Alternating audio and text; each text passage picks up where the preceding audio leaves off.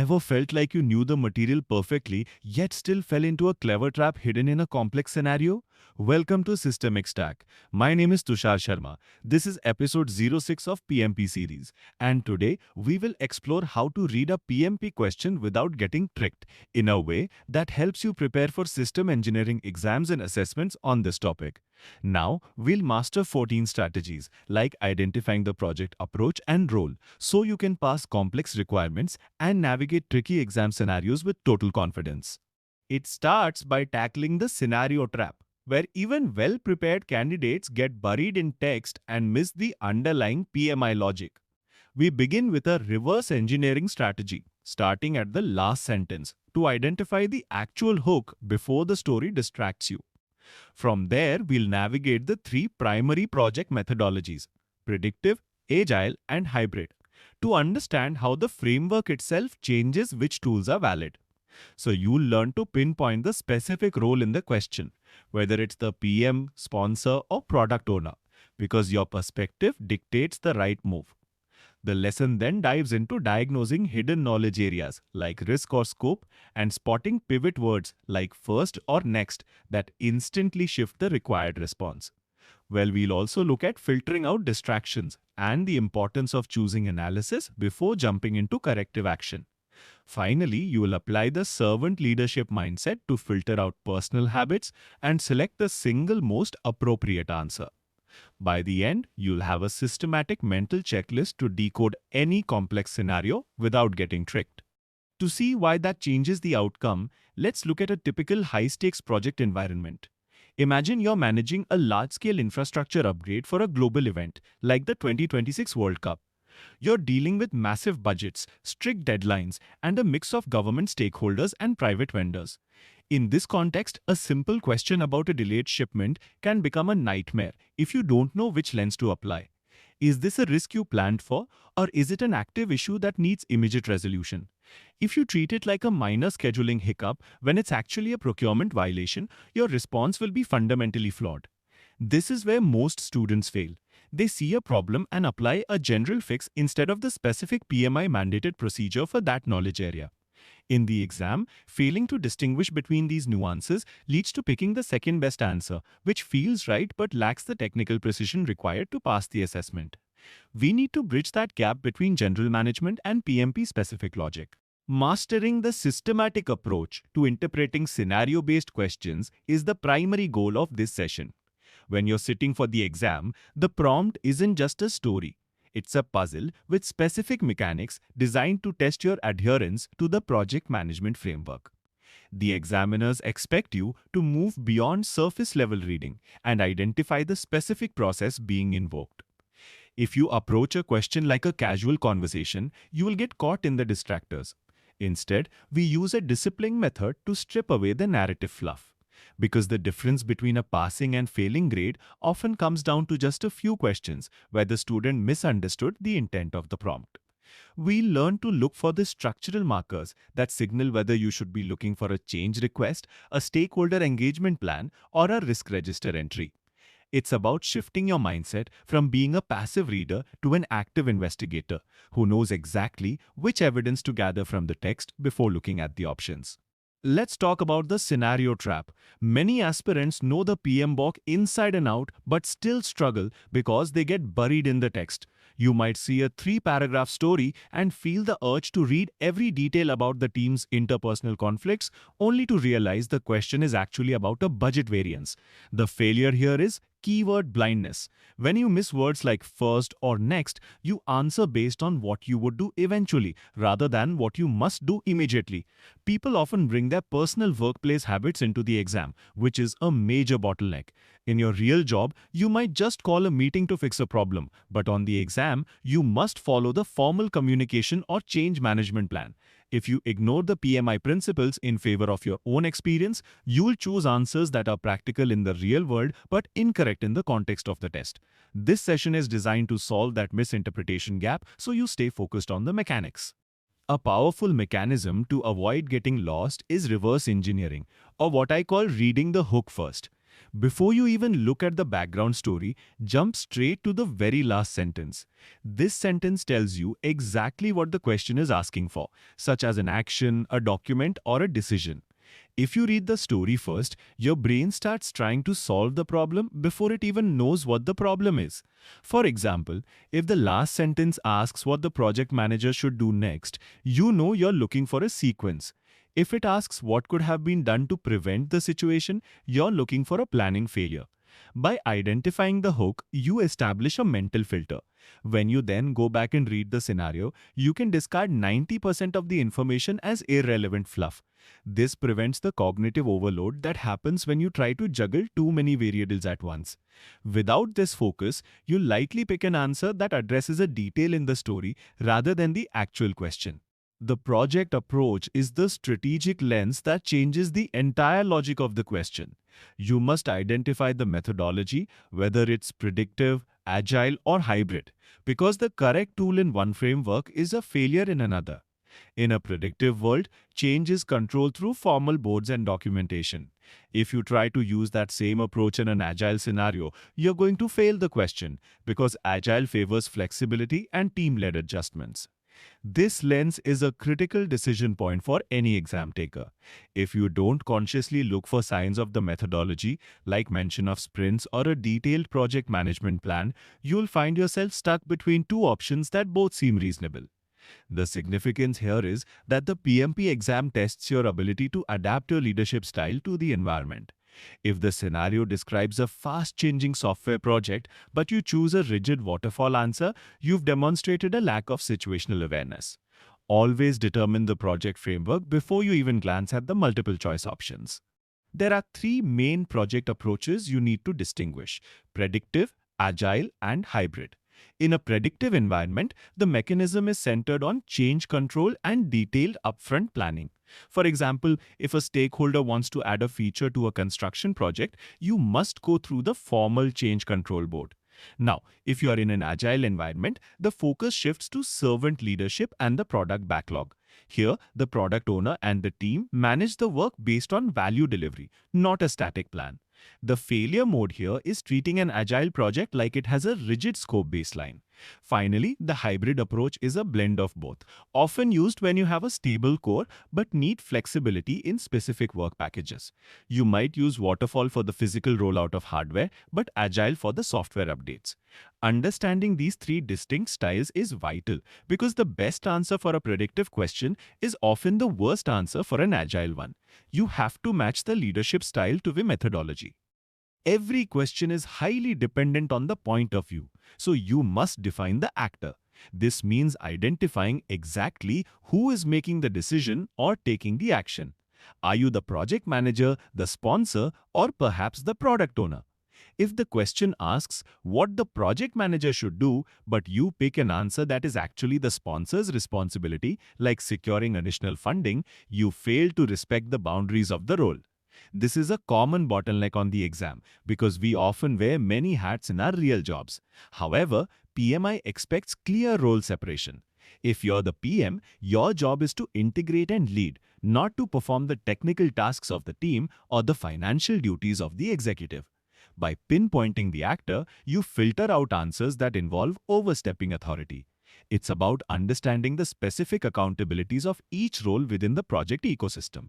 If you lose sight of who you are supposed to be in the scenario, you likely pick an answer that is technically correct for the project but wrong for your specific character. To navigate the actor's role, you need to understand the 5 key players: the project manager, the sponsor, the product owner, the customer, and the team. The project manager acts as the integrator, focusing on the overall success and adherence to the plan. The sponsor is the person with the authority and the checkbook. They provide resources and clear organizational roadblocks. In Agile, the product owner is the one responsible for the product's value and the backlog's priority. The customer is the person who provides the requirements and eventually accepts the deliverables. Finally, the team consists of the specialists who execute the work and make technical decisions. If a question asks how to handle a technical bug and you pick an answer where the project manager tells the team exactly how to fix the code, you've ignored the team's autonomy. Each role has a specific territory, and the exam tests your ability to stay within those bounds while ensuring the right person is taking the lead at the right time. Once you know who you are and what the methodology is, you have to diagnose the specific problem area. Every question hides a central issue within one of the knowledge areas. If you can't identify the actual problem, you're just guessing. For instance, if a team member leaves, is the problem a resource issue, a schedule risk, or a communication breakdown? The mechanism here is a mental scan of the scenario to detect the core conflict. If you misdiagnose a stakeholder engagement problem as a scope issue, you look for an answer that updates the requirements when you should have been focusing on managing expectations. This failure to categorize the issue is why many candidates feel that two answers are equally correct. One answer usually addresses the symptom, while the other addresses the root cause within the correct knowledge area. Identifying the specific area of concern is the first step towards finding the PMI-approved solution that fits the framework. You're looking for the heart of the conflict so you can apply the right process. You should categorize the issue into one of 7 main knowledge areas: risk, issue, scope, schedule, quality, procurement, or stakeholders. A risk involves uncertainty about the future, whereas an issue is a problem that's happening right now. If you're dealing with work limits or requirements, that's a scope problem. If the focus is on time or deadlines, you're in the schedule domain. Quality focuses on meeting standards, while procurement deals with vendors and contracts. Finally, stakeholder issues involve the people affected by the project and their levels of engagement. For example, if a vendor delivers a faulty part, that's a procurement and quality issue. If you try to solve it using a risk management technique for something that hasn't happened yet, you're applying the wrong tool. The exam often gives you a correct action for risk when the scenario clearly describes an active issue. By correctly placing the problem into one of these 7 buckets, you narrow down the valid processes you should be considering as the solution. Trigger words are the pivot points of the question, and identifying them is a critical diagnostic skill. These tiny qualifiers can change the correct answer choice instantly. Well, words like always, never, first, or next aren't just there for flavor, they dictate the logic you must follow. If a question asks what you should do first and you choose a very important action that actually happens third in the process, you're going to lose the point. The mechanism here is to zoom in on these qualifiers to understand the required sequence or magnitude. A common failure behavior is seeing a great answer and clicking it immediately without realizing the question asked for what you should have done to prevent the situation. This means the good answer is reactive while the best answer is proactive. By paying attention to these pivot points, you can distinguish between a distractor that is a great project management practice and the specific action required by the prompt's wording. These words are your navigation cues. There are 3 main categories of trigger words you must watch for: sequence, magnitude, and negative triggers. Sequence triggers like first, next, or immediately tell you that you're being tested on a specific process order. For example, you must analyze an impact before you submit a change request. Magnitude triggers such as best, most likely, or chief represent a choice between several good options. Here, you're looking for the answer that has the broadest positive impact. Then there are negative triggers like accept or not, which ask you to find the outlier or the incorrect statement. These are particularly dangerous because our brains often filter out the word not when we are under stress. If a question asks which of the following is not a risk and you pick a perfectly valid risk, you've missed the logic entirely. These triggers dictate whether your goal is to analyze, act, or find the exception. Missing even one of these words will lead you to pick an answer that is the opposite of what is required. One of the toughest parts of the exam is filtering the signal from the noise. You'll often find fluff in the prompt, details about the weather, the project's history, or the specific industry that doesn't influence the decision. The mechanism here is to separate facts from distractions. You need to determine if the question is asking for prevention, which is future-focused, or correction, which is present-focused. For instance, a long story about a past project's failure might just be there to set the mood, while the actual question is about a current stakeholder's complaint. If you let the noise distract you, you might choose an answer that tries to fix the past instead of addressing the present. This is a common failure mode where candidates overanalyze irrelevant details and lose time. One simple way to picture this is a filter. Once you have the facts, you discard the rest. This clarity allows you to see the logical path forward. If an answer choice relies on a detail that isn't central to the core problem, it's likely a distractor designed to trick you. PMI values informed decision making above all else, which means you must prioritize analysis before action. In many scenarios, the impulse is to fix the problem immediately. Well, if a team member says the schedule is slipping, your gut reaction might be to crash the schedule. However, the PMI approved approach is to first assess the magnitude of the delay and understand its cause. You have to determine if you need to analyze the situation or perform an assessment before jumping to a corrective action. If you skip this step, you might solve the wrong problem or create a new one. This is a frequent failure point on the exam because taking action often looks more like leadership than looking at a plan. But in the world of PMP, jumping to a solution without looking at the impact on the baseline is considered poor management. Always look for the option that involves gathering more information or evaluating the impact before you commit to a change. Action is only valid once the analysis is complete and documented. The PMI Mindset Filter is your North Star when you're stuck between two options.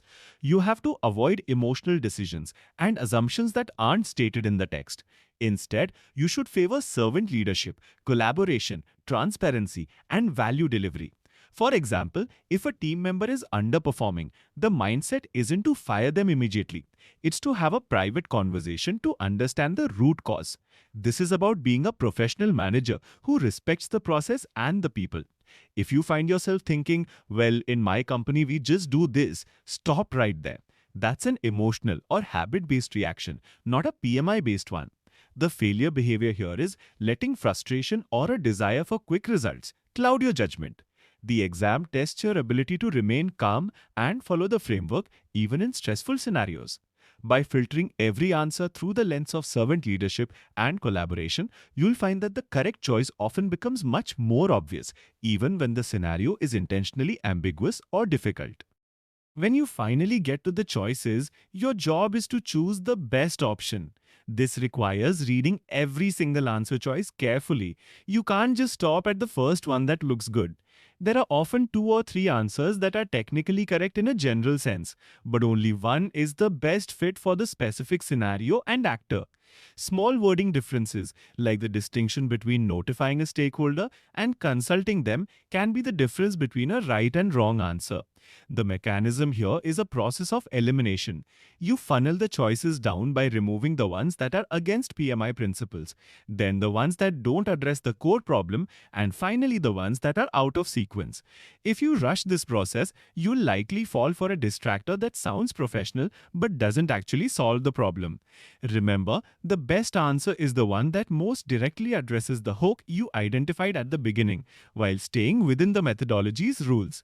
It's about precision, not just finding a good management practice. We've just mastered the strategy for decoding those tricky PMP scenario questions. To crush this on the exam, you've got to treat every question like a mini project. We covered the reverse engineering method, reading the last sentence first to find the real hook before the story distracts you. From there, you're scanning for 3 key identifiers: the project approach, the current stage, and your specific role. Whether it's predictive change control or agile servant leadership, the methodology dictates the rules. We also highlighted the power of trigger words like first or next. These are your cues to prioritize analysis over immediate action. By filtering out the noise and sticking to the PMI mindset rather than your own workplace habits, you'll avoid the traps and land on the best answer every time. That wraps up our look at outsmarting those tricky PMP questions. To nail this on the exam, you've got to master 3 specific trigger types: sequence, magnitude, and negatives. These determine if you should analyze first or act immediately. For instance, if a stakeholder demands a change, don't just update the plan. Assess the impact first to stay in that PMI mindset. It's all about filtering the noise from the actual facts, right? Well, next we'll explore the PMP first framework for answering questions by working through host, series, and main topic structures. Now, if a realized risk was never in your register to begin with, what's the very first document you'd actually update? Let me know in the comments. Keep up the great work.